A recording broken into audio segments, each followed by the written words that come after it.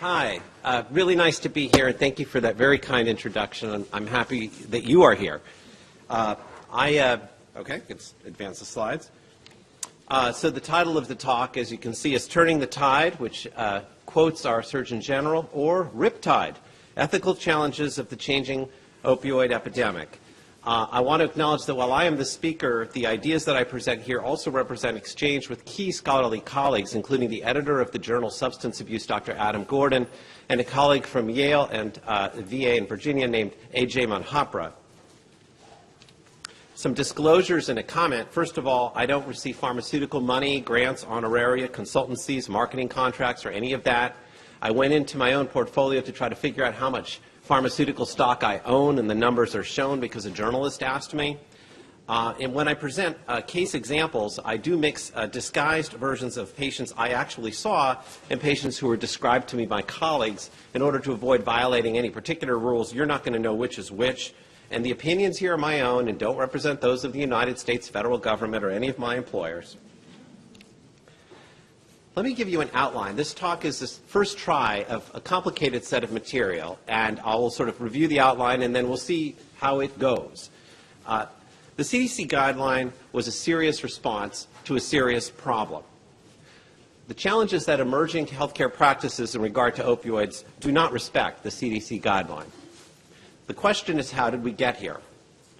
Incautious language and policies that we see now often reflect deep misunderstandings of addiction, of epidemiology, and of the ordinary rules for clinical decision-making.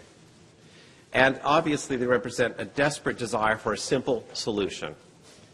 Ethical expectations that are core to being a healthcare provider are being violated in the care of pain patients.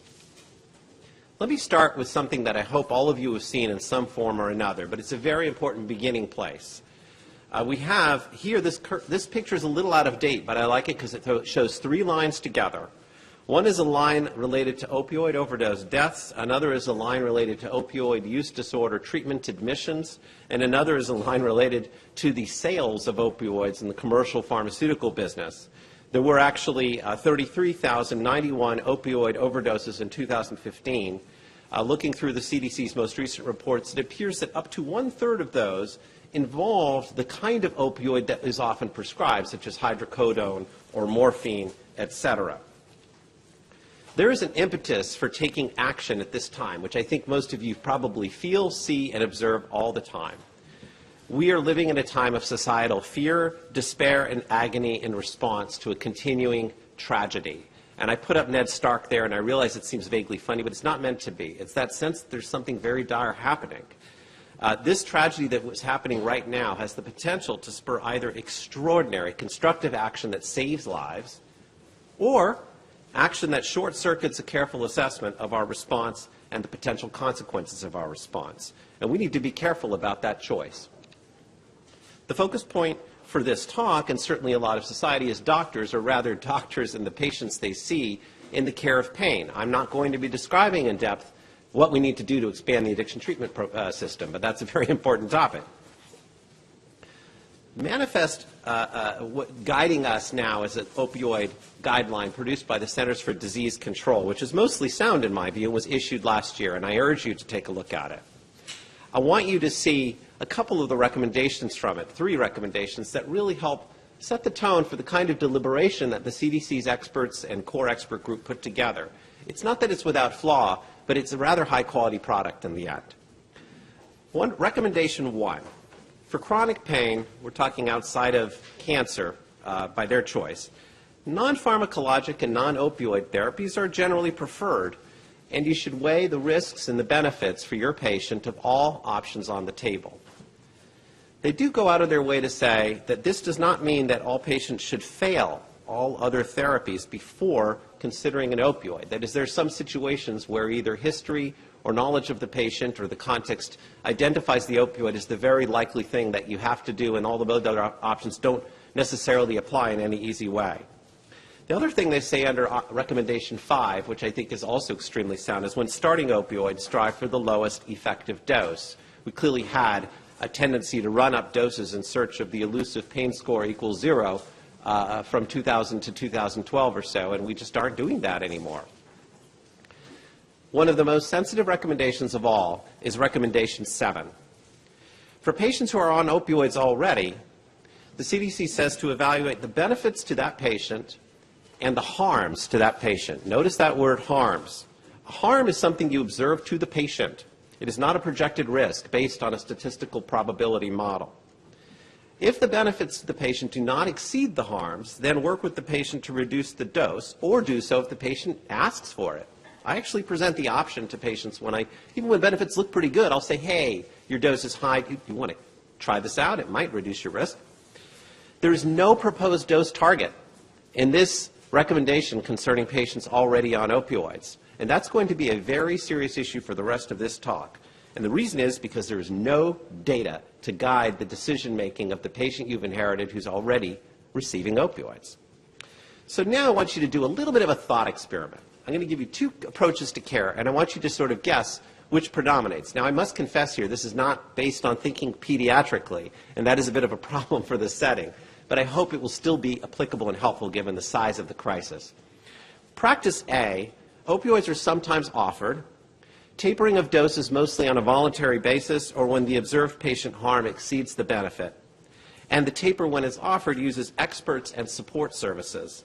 And it aligns closely with the CDC recommendation number 7. And it has some modest pilot trial data to support that it might be helpful to patients.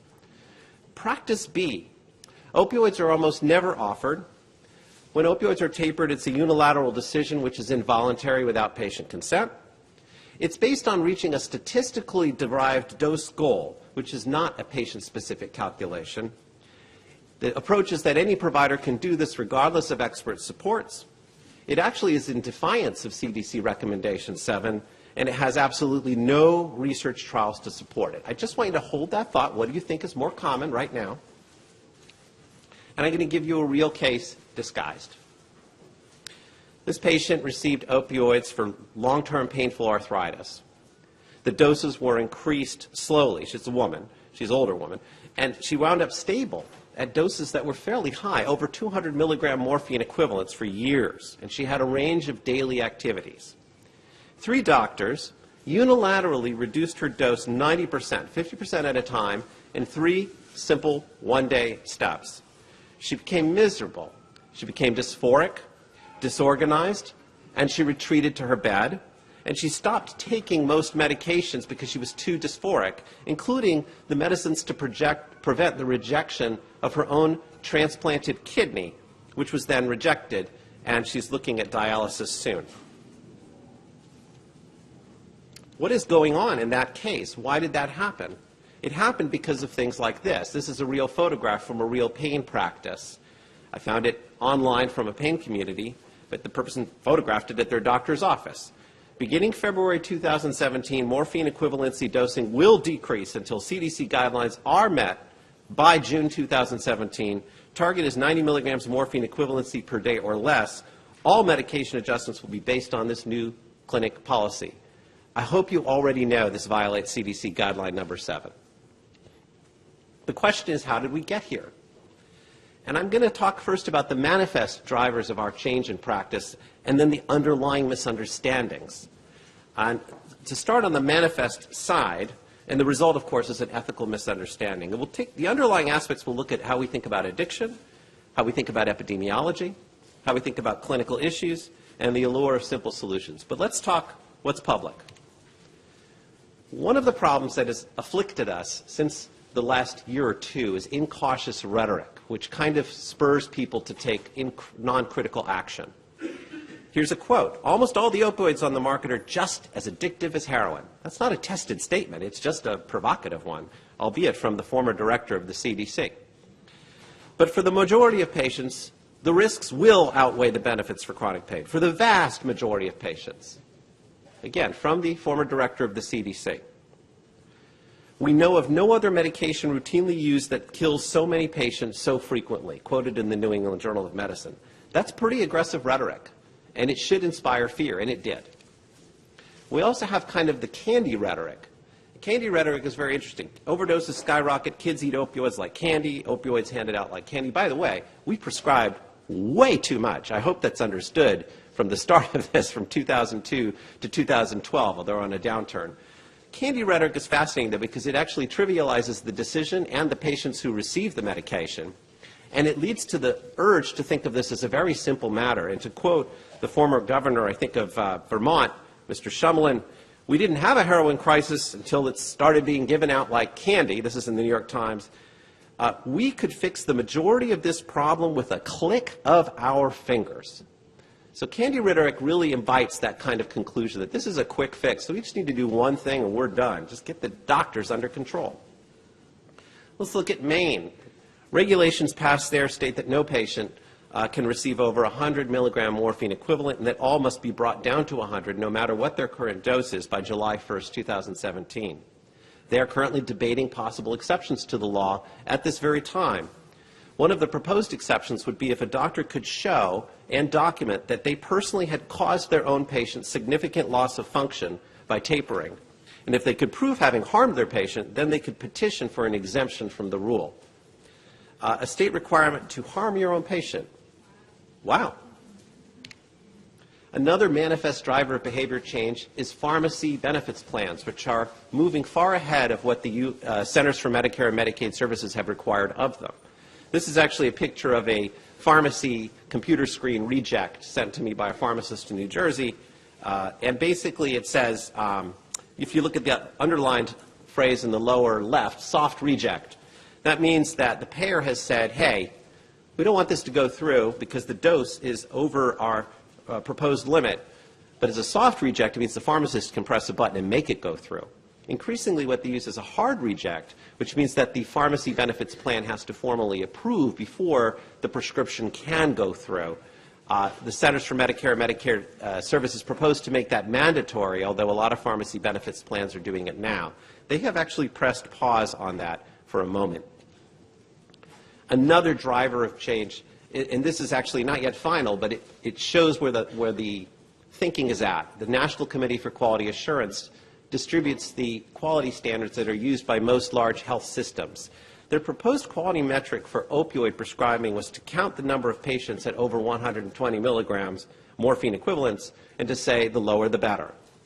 This really doesn't, it may be good to reduce how many people we put on opioids, but the only way to optimize your performance on this metric in the short term is to quickly take people off against their will. The CDC privately objected to this metric, and they have not finalized their decision. Even another example of how the CDC's thoughts sort of gets transformed with a little extra oomph and pizzazz is the contrast between the CDC's version of its guideline and the adaptation made by the U.S. Department of Veterans Affairs and the Department of Defense. Just a couple points of interesting contrast. The CDC says non-opioid therapy is preferred for chronic pain. The VA-DoD guideline says we recommend strongly against opioids. The CDC guideline says consider opioids if benefits are greater than risks, but patients are not required to fail all options first. The VA-DoD guideline says the patient must fail all alternatives. The CDC guideline says avoid a dose of greater than 90 or carefully justify that decision if you're going to go there. The VA-DoD guideline says we recommend against doses over 90. The CDC guideline says taper if benefits do not outweigh harms, and there's not a specific dose threshold. The VA-DoD guideline sets a dose threshold and says taper all who are above it. The CDC guideline actually did offer evidence ratings. That's what's driving a sense of alarm, in addition to the fact that so many people are actually dying. I mean, that's also part of what this is about. What are the underlying conceptual errors? Which is my submit to you that we're misthinking about addiction, and we're being encouraged to because it's a tough topic. This is a great case example to start. It's a headline from the Washington Post, and it says 1/3 of long-term users say they're hooked on prescription opioids. And all the meaning in the world and all the misunderstandings in the world possible lie in the use of that word hooked. If pills hook us, this is a very simple situation. The pill hooks you like a virus, Anyone who can't stop the pills has the disease. They are hooked. We will end addiction if we control the virus. Oh, I'm sorry, the pill. And sometimes it is like that. And particularly you here at Children's Hospital know that. Because I've taken care of people who the year they started a little marijuana, a little alcohol, age 17, injury, an injury, and I met a guy with, one bottle of hydrocodone, 60 pills, and somehow they were off to the races and lost years of their life. So sometimes this exact hooked, full-fledged addiction really does happen, and it's a particularly sensitive issue when we talk about a pediatric and young adult audience. So I don't want to make light of that, but that's not the full story of addiction. Hooked actually isn't a medical term, so let's not confuse categories. Substance use disorder is a medical term. We can also call it addiction. And then there's physical dependence, which you know about and you can expect in patients who receive opioids, at least at medium and high doses for any length of time. I'm going to give you 4 examples to make these 100% clear and to prepare the way to understand why we treat addiction. 4 people who can't stop. The first one, a little like the case I just told you, bottle of pills after surgery in a teen who previously used alcohol and marijuana, then took them from grandma's cabinet, then from pills on the street, then heroin and, not even knowingly, fentanyl sold illicitly on the street, and then death. This is compulsive use despite harm, and this is addiction. I won't stop. I won't stop taking my pills. It's the case I just gave you. Doses were increased slowly, patients now at a high dose, then the doctors took the doses all down and the patient fell apart. This is undertreated pain with physical dependence. This is not addiction, and it is not opioid use disorder. Oops. I'd better not stop. I'm using this to set up the next one. This is a patient with diabetes. Insulin helps him control his blood sugar. He needs more now than he did 3 years ago. My goodness, that never happens. This is diabetes with medication maintenance. He's dependent on the insulin. He does not have addiction, and he does not have an insulin use disorder. I think we all get that. I shouldn't stop.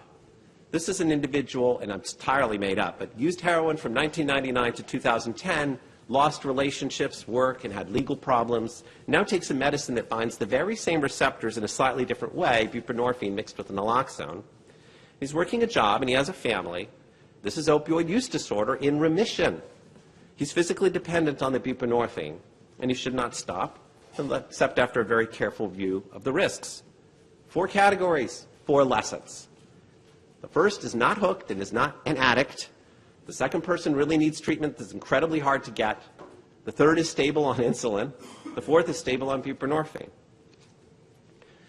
The idea of hooked really does a serious injustice to what we know about addiction, and one of the most helpful documents to help you think about the breadth of American science and worldwide science on addiction is this publication by our Surgeon General, Facing Addiction in America, which came out in November and is easily Googled and has wonderful materials. But just understand, addiction's been with us for a while. And he drank of the wine and was drunken, and he was uncovered within his tent. Anybody know where that's from? Genesis 9. Noah, okay? The tendency to seek substances and to develop addictive compulsive reactions to them at times is a long-term human problem. It didn't start with a prescription pad from Purdue Pharma. Although, I'm concerned deeply about what the pharmaceutical companies have done to us.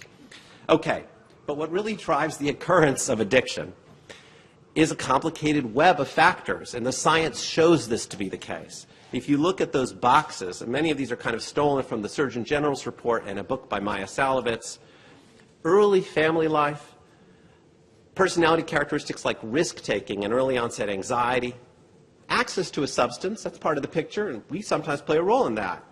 Alternate reward pathways, having other things you really want to do with your life and think you can get to, and corrective intercession when you make a mistake or when you screw up with substances, particularly as a young adult.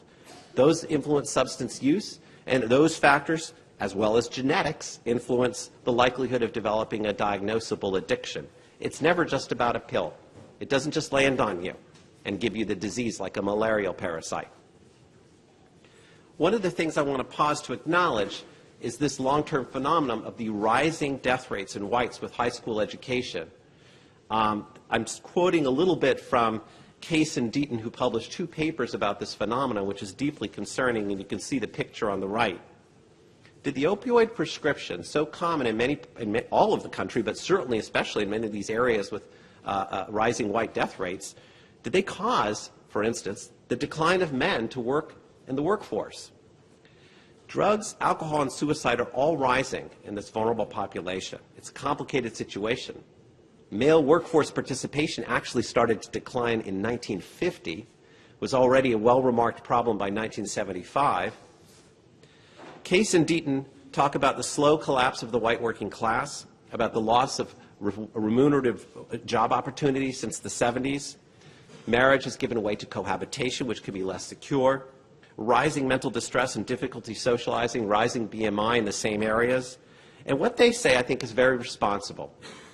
This process was unfolding before heavy-duty prescription opioids flooded the market, but their presence has heightened its impact. And I think that seems to me a very credible speculation. So I've talked about addiction. Let's talk about how epidemiologic data is being misunderstood. I think a lot of people approach the crisis that we face, if you look at those laws in Maine and many healthcare organizations, with this view that there's 3 curves. A rising curve of prescriptions, which will eventually come down, followed by a rising curve of addiction, which will eventually come down, followed by a rising curve of deaths, which will come down, and just one delay. They're a little delayed, but that this is what you're going to get. And that, if that's it, we're in good shape. But is most opioid addiction really pain care gone bad? One thing to note is, where do people get their first misused prescription pain reliever? Because you'll hear people start with prescription pain relievers. By that they mean the type of drug. Among 18 to 25-year-olds in the 2014 National Survey on Drug Use and Health, it was a rather meaningful minority, but a smallish minority, that got their prescription from that doctor, like the case I used earlier. They often seem to get it from friends or from grandma's cabinet. Maybe we prescribed too much to grandma, and now there's a big bottle sitting in the cabinet, insecure. In 2 studies I've seen recently among heroin users, community studies that were supported by the CDC, about 1/3 of the heroin users say they started with prescription-type opioids, hydrocodone, Lortab, Vicodin, etc. And the one that actually asked, where did you get it, 14% overall had gotten it from a doctor. So there's an awful lot of the opioid use disorder that we are now seeing that didn't seem to have started in doctors taking care of pain, although we may have contributed a supply. There are conflicting estimates. I saw an estimate that more like 75% of people who use heroin at some point misused prescription opioids, but it isn't clear where they got them from. What's fair to say is widespread prescriptions fuel the market for redistribution. What's not fair to say is that most opioid use disorders have begun in pain care. I could have shown you a national slide, but I wanted to show you a local slide. Hydrocodone is the most rapidly moving drug. This curve wouldn't be on a swift downward curve if I showed you long-acting opioids. Those patients are stickier. They tend to stay on. But nonetheless, it's clear that something's going on with Alabama prescribing. It's dropping fairly fast for short-acting opioids and for methadone, and less so for long-acting morphine, presumably because a lot of those are chronic patients and the doctors are trying to figure out, what do you do? Young adults are not seeking out to misuse prescription pain relievers at the same rate that they did 10 years ago. There seems to be a decline. That may be due to diminished supply, but I don't think we know all the reasons that young adults today are making different choices. Marijuana use, which is of grave concern to me, has actually not skyrocketed despite the vastly more availability. So what young adults do sometimes, I don't think we have the data to understand those choices. Finally, we have to acknowledge that when we look at the actual overdose problem, the statistics show a massive shift in what kind of overdoses are happening. And I'm showing you Jefferson County data provided kindly by our medical examiner, 2015 versus 2016. On the left, overdose deaths with opioids went up. By substance, they just tabulate, well, how often is this substance found? You see fentanyl going up a lot. And that's illicit market fentanyl. On Reddit, you can find out that Birmingham has the bad heroin. The law enforcement folks talk about picking up a bag of powder on the street and finding out it has no heroin in it. The dealer doesn't even know that. It has fentanyl. Cocaine, methamphetamine on the rise. The deaths attributable to a prescription opioid, a prescription type opioid, they didn't check if there was a prescription received, kind of dropping rather fast, okay? How many overdose deaths are actually from a prescription received? That requires linking to a prescription drug monitoring database, and now Massachusetts actually did that. And they found in a sort of retroactive look that 8.3% of their opioid overdoses had received an opioid prescription in the 30 days prior to death. And I really want to underscore that's quite important. I've seen some similar data from other places. I'll moralize about this more later, but just realize how big this problem is outside the doctor's office.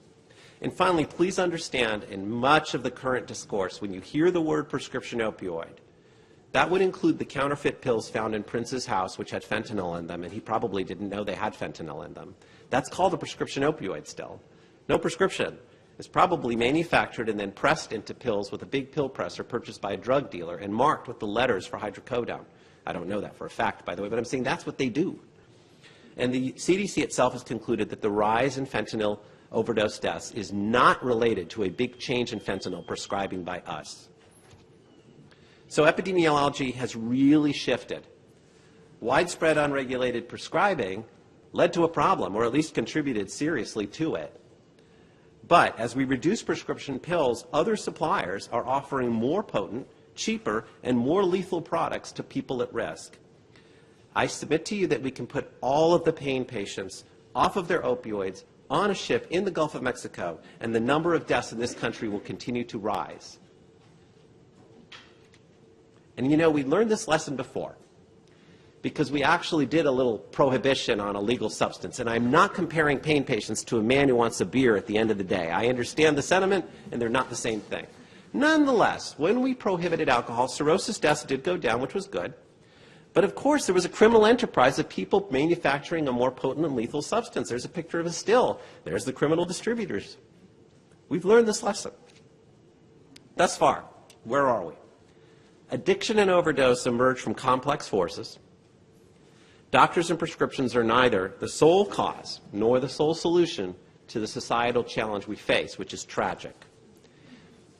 I want to turn to how clinical issues are misstated routinely and repeatedly in our public discourse. Let's remember some wise words from the CDC guideline. Consider opioid therapy only if expected benefits for both pain and function are anticipated to outweigh risks to the patient. Note risks. Now when you're seeing the patient you haven't started, you don't know him very well. Risks and statistical models are actually relevant to that decision, more relevant, let's say. But then there's the words from the next day when they did the press briefing. But for the majority of patients, the risks will outweigh the benefits for chronic pain, for the vast majority of patients. That is how they press briefed it. But what's the basis for that statement? Is there no benefit to opioids? That's a crucial question. How many, show of hands, how many people have actually heard a statement more or less along the lines of, there's no benefit to opioids for chronic pain? No? No hands went up. Okay. There's no proven benefit to chronic opioids for chronic pain. No hands went up. Okay, one hand. That's something that is said and has some reason for being said, by the way. The randomized trials that we have for opioids for chronic pain and for cancer pain, by the way, no different, have modest benefits, and they're kind of shorter in duration. And of course, the pure analgesic effect of an opioid presumably is reduced over time. Long-term observational studies, depending on the type of study, are not consistently favorable. There will be studies where people who are on higher doses over longer periods of time show worse functioning, but those are observational studies. That's not an unbiased data set because clinicians tend to react with the prescription pad most to the most distressed people, the person with the chronic pain and the PTSD and the depression and the anxiety. We prescribe more to those people, and we can't be sure whether it's the opioid prescription which is causing possible worse functioning, contributing and complicating, or kind of an epiphenomenon of the fact this is a very dysfunctional person, but we've just added maybe benefit or maybe risk. Long-term open-label follow-up studies from trials of opioids, and there was a summary published in the German literature. They don't keep a lot of people in the long-term open-label follow-up from randomized controlled trials, but the ones they keep generally show a benefit for a significant subset of patients who don't require increasing doses. So it's kind of messy data. It's not crystal clear and clean. It doesn't mean there's a proof of no benefit. It doesn't mean that you can assume that every patient will benefit either, and you shouldn't. Now, do we have adequate long-term studies for opioids? No. You know, we have few long-term trials for any of our chronic pain interventions, including the behavioral interventions, which many of us think of as at least lower risk on face. The picture on the right side of the screen shows an analysis of trial duration of behavioral trials and opioid trials. And you see that the big lump is those trials that are 1 to 70 days in duration. The last bar is high, but that's when there's an unclear duration. So we have weak evidence for all of our alternatives, including opioids, for long-term benefit, for chronic pain, which can be devastating and actually does last a long time. So I support the CDC's preference statement as a preference to not use opioids if you can avoid them. But I also don't support statements that imply a double standard, where someone might say, well, there's no proven benefit to opioids, and then the implication is, but everything else has a proven benefit. With one exception that I read in JAMA, for nonspecific low back pain, we just don't have a great slew of proven things to work over the long term for many of our patients with devastating chronic pain problems. So we're stuck trying to choose between options with imperfect evidence. Okay. A big problem with our clinical decision making is to contrast the way we normally make clinical decisions and the way we're being asked to make them with regard to opioids. And I've chosen a simple example of cholesterol management, where the number to be managed is that my patient has a cholesterol of 270, and they're stable. And she's working and functional, as I say. And on the right, I say, my patient is on 120 milligram morphine equivalents, which is higher than we'd like, and she's working and functional. And on the cholesterol side, to this healthy patient who is not asking for a change in their care, the question is, do I start a statin-type drug? This is a terrible example for a pediatric audience. I apologize. Hopefully you go to your primary care doctor and have heard this discussion. For pain, do I involuntarily reduce her dose of her opioid that I've been prescribing? And the question is, what should influence the decision I make in each of these cases?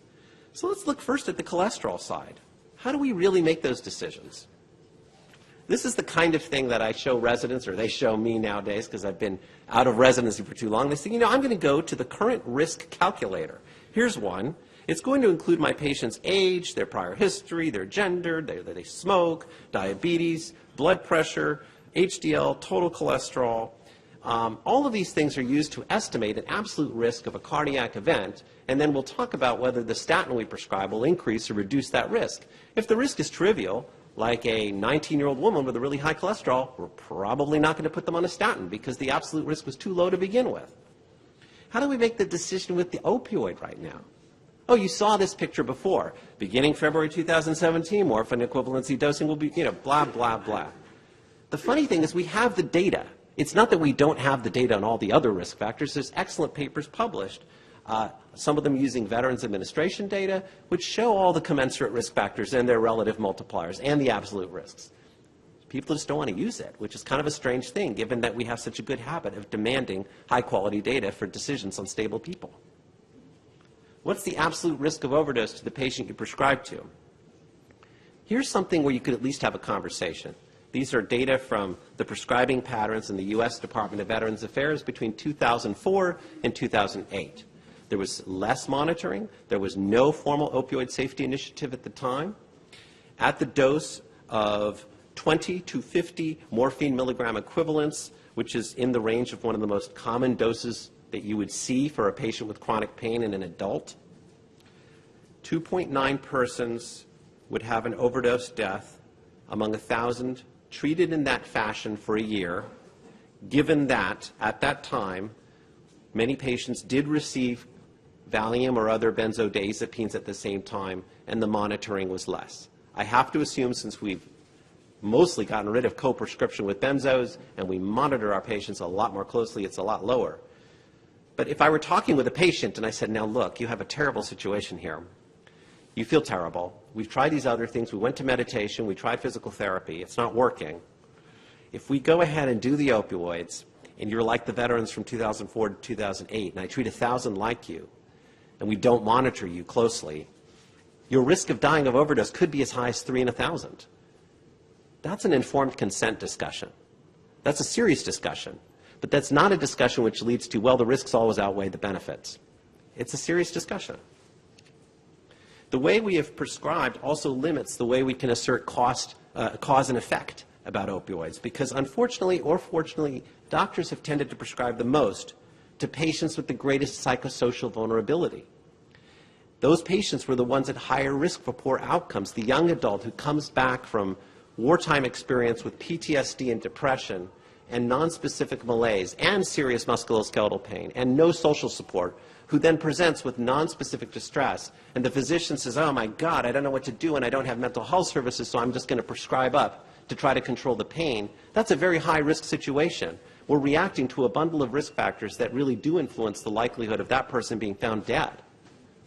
But that means it's hard to ascertain the direct cause-effect relationship of the opioid per se. What is higher risk? More than 200 milligrams in a man with absolutely no risk factors other than chronic pain? Or 1 to 20 milligrams in a man with PTSD? A paper looking at a variety of examples like that strongly suggests that it is actually the PTSD plus low dose that's a higher risk overall situation than the high dose in a person with no risk factors. And yet our discourse currently doesn't fully take that into account. And yet you should be thinking about it just like you would with the cholesterol decision. Okay, how many people do we prescribe to? Everybody with me so far? Okay. I know it's a lot of information. I was nervous about that. How many people that we prescribe to will develop addiction? I see that quote a lot.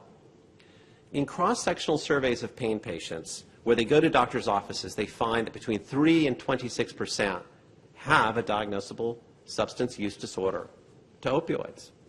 The media usually simplifies this to 26%. I don't know why the bottom range estimates just sort of drop out. But you know, cross-sectional surveys are really not the appropriate way to answer the question about how many people develop something. Imagine you wanted to know how many people who drink get cirrhosis, and you said, you know what I'm going to do? I got a medical student, we got an ultrasound machine, let's go to all the bars in Birmingham at noon. We'll just ultrasound all the drinkers. And we find that 15% have cirrhosis. Can we publish a paper that says, if you drink, you have a 15% chance of developing cirrhosis? You'd be laughed out of school. It's the wrong approach, and thus the wrong answer. The real way to study this, and I'll come back to that prior slide, is to do longitudinal follow-up studies. And we normally start with people who don't have the outcome of interest. Ideally, we start with them before they get the exposure of interest, too.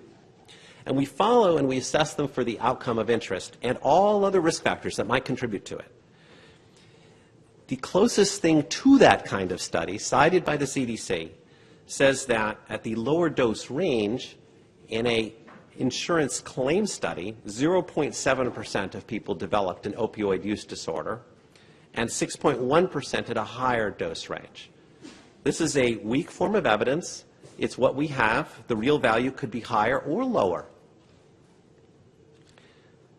So what's the summation from the experts? Who are these people whose picture I put on the right-hand side of the slide?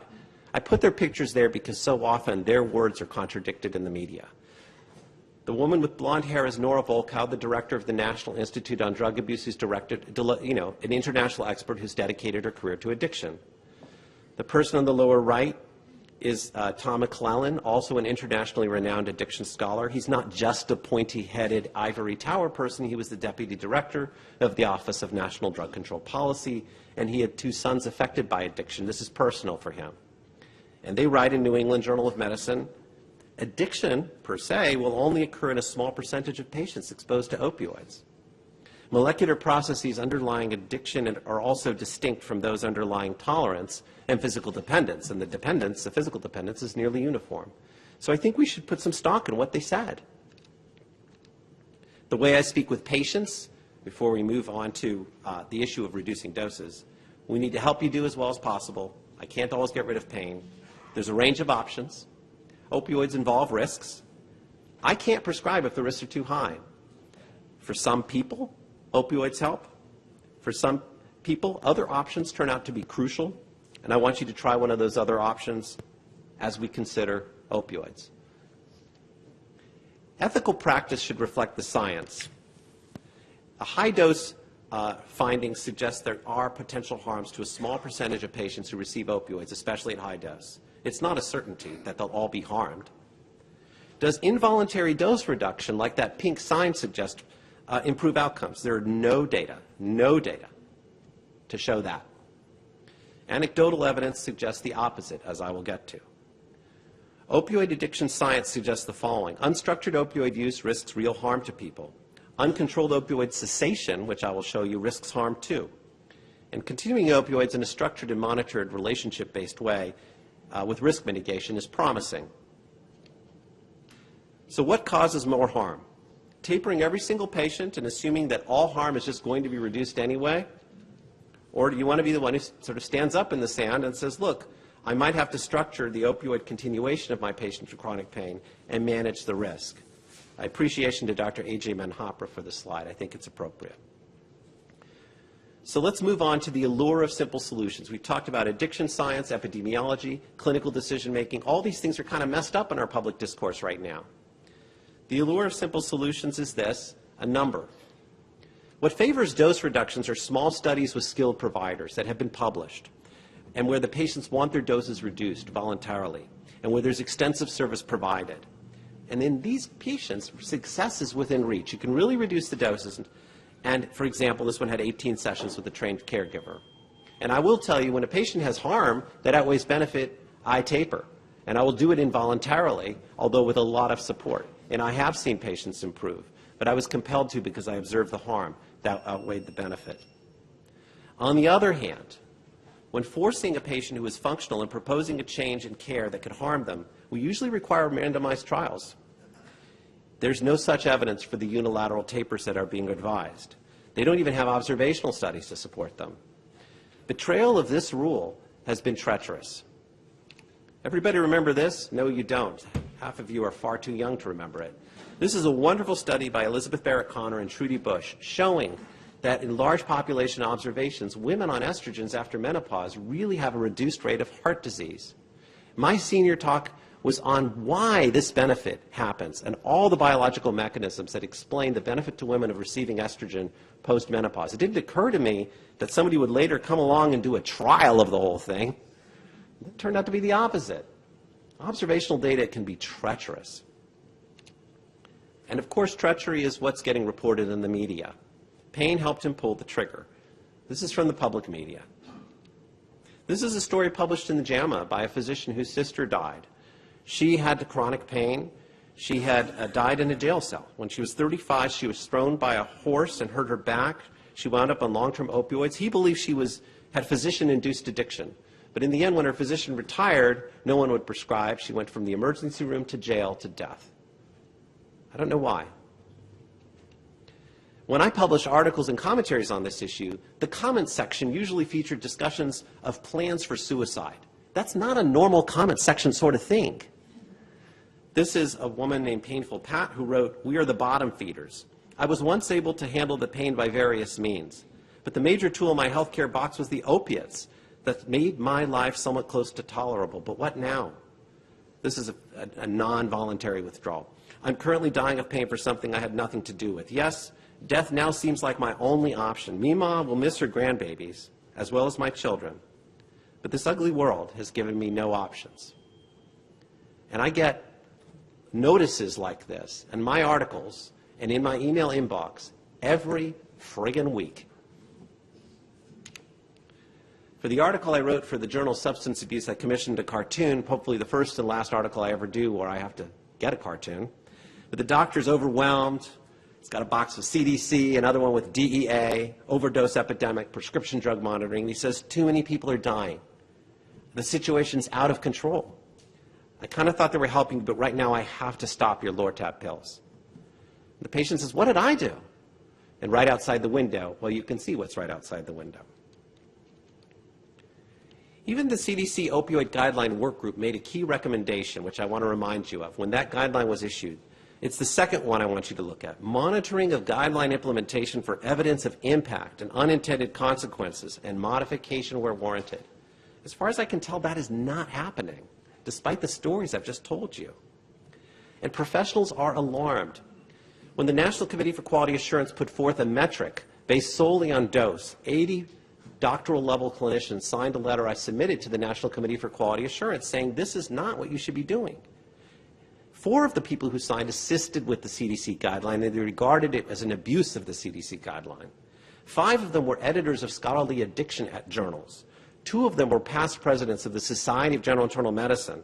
1 was a past president of the American Society of Addiction Medicine. 60 of them had academic affiliation. I didn't check if any of them had pharmaceutical money, but I would doubt it was very many, since so many of them were academic general internists who work with addiction in poor populations. That's a high level of concern. It should signal alarm. My summation, and then I'll moralize for a moment.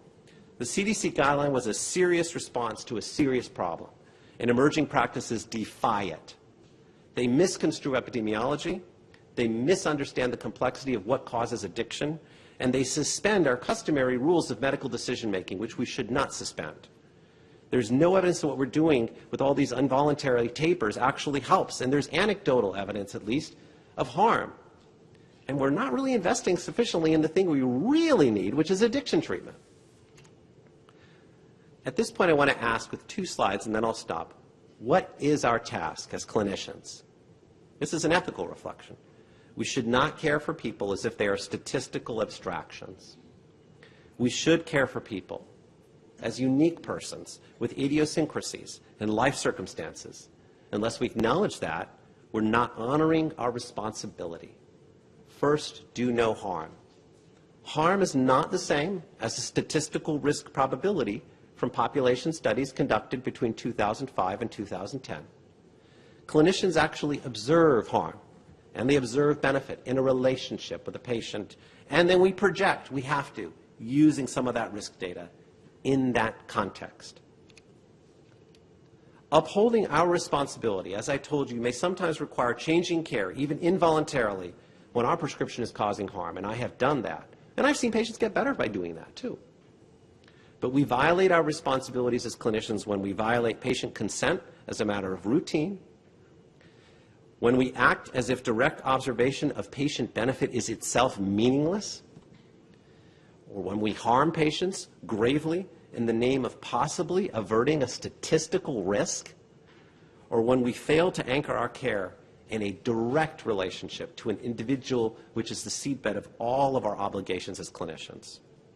And with that, I'd like to close and entertain any questions and express my appreciation to both Children's Hospital and the people like AJ and Adam Gordon who helped me develop these ideas. Thank you.